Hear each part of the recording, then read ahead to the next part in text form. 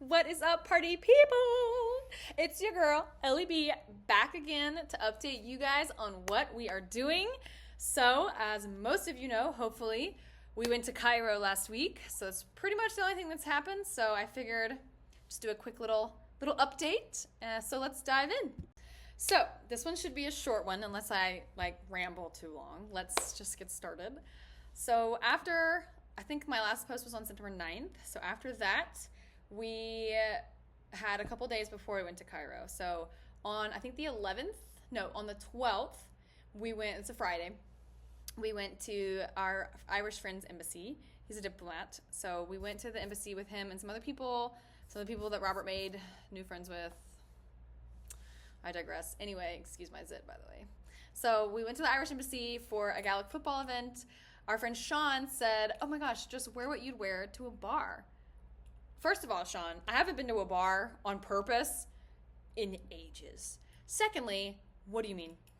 Where is the bar? Is it a college bar? Is it seedy? Is it kind of nice? Am I going to the Halls bar? So naturally, I didn't know what to wear. Robert looked adorable, per usual. I was wearing this black skirt and a black V-neck t-shirt, like this one, but black without the pocket.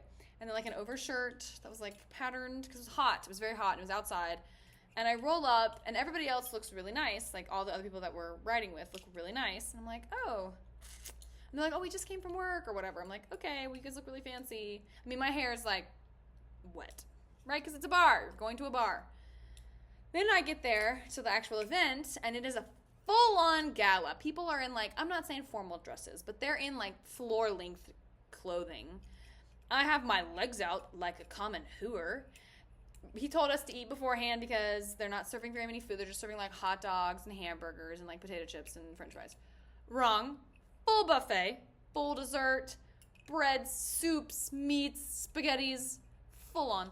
Tables everywhere. What is going on, Sean? He was sorry, I think I misread the information. I was like, yeah, clearly you misread the information. Everybody here is in suits. I'm in the equivalent of nothing. So, wasn't ideal. However, that being said, I got everybody on the dance floor. We were tearing it up. Naturally, I had a spoon to sing into, as one does, because they were playing ABBA. You can't not have a microphone. And I shed my top layer, and Sean was like, aren't you glad what you're wearing is what you're wearing? I'm like, okay, yes, but that's not the point. The point is I looked ridiculous for the first 2 hours. So we stayed there. Oh no. I'm not even tired. That's one, Lainey. Lainey, who should not be keeping count, but who probably is. So I ended up staying until it ended at 11. Look at me. I stayed till the end of a party. And then everyone's like, let's go to the after party. And I was like, no, I'm not doing that. I'm going to bed. So we went to bed. And by the time we got home, Robert was like, hello? I'm like, yeah, exactly what I thought. But that's pretty much, I'm trying to look and see, that's everything that we did that weekend. We went into Sean's house. Okay, so for those of you who don't remember, let me just break it down for you. Sean got sick. I made him a bunch of soups and snacks and stuff. And when he returned the cooler, there was a fork in it. That is not my fork. It's a horrific fork. It's unbalanced. The prongs are really skinny. The bottom is really flat and curved. It's ridiculous. So I complained to him and was like, I don't want this fork. I don't want this fork anywhere near my house. Get this fork away from my good, beautiful forks, right? This fork is going to poison the other forks. He's like, you're being dramatic. It's just a fork. And I was like, all right, I'm just saying I hate everything about it. So for our anniversary, I think we celebrated on the 9th maybe, whatever day we celebrated, maybe the 8th. And I let him use his fork. Take the fork. He didn't. He put it under my pillow. I don't know if I said that in the last vlog, but here I am now. He put it under my pillow like a reverse tooth fairy or something. So naturally, it's a go big or go home situation. So, and I'm not going home. So last Saturday, or 2 Saturdays ago, on the 14th, on Sunday, we went to his place to play paddle. Well, Robert and I watched people play paddle. And then he was going to make pizza for everybody. Again, he told us he wasn't cooking, so I ordered Five Guys, and then he did cook. So I was like, oh, I need to, I'll go with Emily upstairs to go to the bathroom. Great cover. So what I did was I took all of his forks, and I hid them throughout his house. I'm talking under his pillow, on his, in his cupboard of like drinks, like where his like sodas and stuff are, on his bookshelf, in his bike helmet, in his work bag, in his toothbrush holder, in a shoe, above the toilet, like everywhere. I mean, I'm talking, it was like 13 forks in plants, okay? Then, where all the forks should be, I mean, I took ones out of the sink, cleaned them, took some out of the clean, like, container, took those too. So there was not a single fork where it should be. Then, where forks should go, I got these tiny, I mean, they're like this big. They're like American Girl doll forks. It's Trident, really, because it's 3 prongs. Like this big, like probably this big, right? Like that big, okay? And I put them in place of his forks. Naturally, I get a text at like 10 p.m. of like, oh my gosh, why am I finding forks? He's like, it is so unnerving to be brushing your teeth and then all of a sudden a fork is in your toothbrush holder. And he texted like, that was what, a week and a half ago, 2 weeks ago almost? He texted like 4 days ago and said, I'm still finding them. He's like, how is this possible? Least to say, I currently have the upper hand. So we'll see if I can maintain it. I'm obviously going to maintain it. Anyway, Monday, the 15th, we went and saw a scary movie with our friend Abir. Abdullah was supposed to go, but he had work. That means I got to have an icy, and I got to drink popcorn, and I got to watch Robert and Abir watch a scary movie because I surely wasn't going to watch jump out scary movies. I saw one jump out, and I tensed so hard that my hip hurt, and I was like, never mind, I'm done. And that was the last thing we did in Riyadh before we went to Cairo. Oh, the movie was by the way. We watched The Last Conjuring. Could have been better. They set up a lot of cool stuff, and I know they're like following the story, but then we went to Cairo on Tuesday. We stayed in Cairo until Sunday. So for the first 2 days, honestly, maybe even the first 3 days, yeah. Tuesday, Wednesday, Thursday, I stayed in the hotel. I made a routine for myself. I got up, I got my breakfast. It was just Wednesday, Thursday. I got up, got my breakfast, went to the pool, went to the gym, then I did a bunch of writing, then I ordered lunch, then I did more writing, and then I watched TV, right? Like it was a wonderful staycation for me. The staff at the hotel knew me. I ordered the same thing for lunch every time. Spaghetti with red sauce on the side. I got a lava cake for dinner. It was delicious. Obviously, and other things, but the lava cake was a staple. They knew us. They knew Robert. And then, so Robert had his work thing that I think he said went well. And then on Friday, we were like, all right, let's drive to Alexandria. So we got this man to drive us because driving in Egypt is crazy. And he drove us to like 3 hours to Alexandria because I am seeing and licking the air around the 7 wonders of the ancient world. And this is my number 6. So I'm only missing 1. I'll figure out a way to get to it eventually.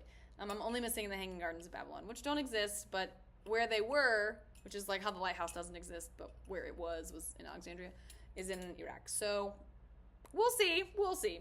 I won't tell anybody when we go. I'll just tell people when we get back. So anyway, we went to go to Alexandria. Gross. Super underwhelming city. I'm sure it's beautiful maybe like 100 years ago. So we were in Alexandria. We saw the Citadel. We saw some catacombs. We were going to go see the library, the largest, not the Library of Alexandria, which they cannot find, but the largest library in the Middle East is in Alexandria, Egypt, but it was closed on a Friday, unfortunately. So we did not see that. We had a mediocre lunch. And I'm talking like mediocre, not even mediocre, subpar. That's 2. If I yawn a 3rd time, I'm scared my grandmother like appear out of the blue and just like sock me in the face or something, or like give me a stern talking to. I digress. I thought I heard something. So anyway, the lighthouse. Did you guys know? Fun fact, and I told my dad this, and it blew both of our minds. The lighthouse of Alexandria. How long do you think it stayed in use? I'll let you think about it. Go longer than you would think originally. Okay, here's the answer. 17 centuries. Centuries. It fell in the 1300s from like an earthquake. It fell 128 years before Henry VIII was born. That's insane. That's crazy, right? Like, that's an insane amount of time for a lighthouse. And they say in the ruins, like underwater, they see like different periods of like bracers. So like there's iron, there's bronze, there's iron, there's steel, like different ways people, like they've been trying to brace the lighthouse and like making it grow. And that like originally it was like this Egyptian design. And then you could see that they took column heads from Greek stuff to like keep it standing, and they took like Roman stuff. So it has like all this history and just keeping the damn thing up. And then it obviously fell over into the water. But how cool is that? And it used mirrors and fire to be a lighthouse. Strategic positioning, I don't know. 17 centuries? What? It's 1,000 years. I told Robert, I was like, that's over a mile in years. And he was like, what is wrong with you? Anyway, then we went to the catacombs. They were cool. It was very, very deep, like very deep in the ground. Very deep. It used to hold 330 bodies. Fun fact. And it's like one of the only places you can see like Greek, Roman, and Egyptian, or no, maybe it was Greek, Egyptian, and Jewish. Three types of burials in one space. It was okay. It was like, you could tell that they thought it was going to be like a much bigger attraction, and then when it wasn't, they just kind of like threw stuff around. Like the things were still in crates, like above ground, but uncovered. So you're like, oh, I can see that it's a sarcophagi, but I don't know what I'm supposed to do with that. So that was nice. And then we drove home, like home being back to Cairo. But we get a call on the way back, and it's like, hey, Mr. Hart, like we need to move your room. We forgot that someone had booked that room specifically. Like, are you around to come and move your stuff? And I'm like, we're not packed. And Robert was like, no, actually, we're like 2 hours away. We're in Alexandria. And they were like, oh, we just really, really need to like, you know, flip the room or whatever. And they were like, can we move your stuff? And Robert was like, I mean, yeah. I said, we're not packed though. So like, sorry. And they were like, it's fine. It's fine. Like, we're so sorry we have to do this. When I tell you they like replicated our room, they just moved us across the hall with a better view, but I'll get there. They replicated it. Like if I had placed this on that counter over by that candle, right? In the second room, they placed the same water bottle by the same, like everything in our original room on the desk chair, I had my computer, my journal, and then like my workout clothes piled there. In the new room, my computer and my journal were in the chair, and then my workout clothes were folded on top, like just how it had been, but neater. I mean, how cute are they? And so we had this, it was a bigger room, it was an upgrade, we got a living room in it, and then we had a Nile view, and we could see the pyramids out of the window, like, what? And they're like, I hope this is okay. And we were like, oh, twist our arm, like, this'll be okay, I guess. No, it was incredible. What do you mean, okay? It was awesome. And so that was our Friday. Then Saturday, the 20th, we did like the touristy stuff. So I needed to lick the pyramids because I had no video of me licking the pyramids that we could find. And I knew I did it, but so we went to the Mina House for lunch. First, we went to the new museum, the New Cairo Museum, the Grand Egyptian Museum, GEM, the gem. It's very big. I mean, like, it's very big. It's like an airport. It's very nice, but doesn't really make any sense. Like, they don't give you any information. Like, I feel like when you walk into an exhibition, it should say, like, you know, from 1900 to 1912, if that's, like, the time period, like, those 12 years, then it should tell you, like, what was going on in those 12 years. Like, who's in charge? What are the wars? None of that is provided. It's just more of, like, this is the dynasty. Art. Mummy. Mirrors. Like, not enough information. And then the last, so there's 12 galleries, and it goes like 1, 2, 3, 4, 5, 6, 7, 8, 9, 10. But then like 5 was closed. You had to like kind of go around. 12, gallery 12, the last gallery in the whole thing for ancient Egypt, or for Egypt, right?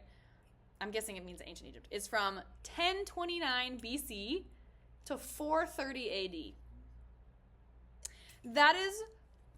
That's all of time, right? Like, that's so much time. And like, I understand, like, for Egypt, it's really not that much time because, you know, the Sphinx is like 4,000 years old or whatever. But I'm sorry, that is like, that's negligent in my opinion to have that much in one gallery. And it wasn't like that gallery was like bigger. Nope, same size, if not maybe even smaller. I was just bewildered. And then you have to go all the way back up to gallery 1 to leave. It was a very unique experience. Then we had Mina House for lunch. There's also like a mini mall in the museum and like a food court. I don't know, but not. It was like fancy looking. Like it looks like you're in like Dubai or something.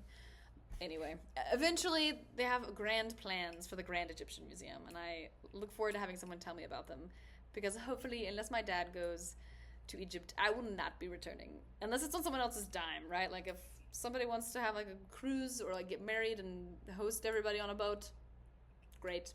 I'm not paying to go back. Then we went to Mina House, which is the like hotel that we stayed at before. That's like like at the pyramids, like colonialism at the pyramids. And we had lunch there so that I could like lick it from a distance because I've already seen them twice. I know that sounds a little snooty, but there was no reason to go and be berated by men just to see it. I will say though, so cool. Like now I kind of wish, now that I'm saying it, I kind of wish I went and saw it because it's just so cool. It's just so cool. Like how did it, okay. I need to stop like nerding out about it. Anyway, that was Saturday. Then we went back to the hotel and kind of got some like TCB, took care of business. And then we had dinner with Joseph and his mom.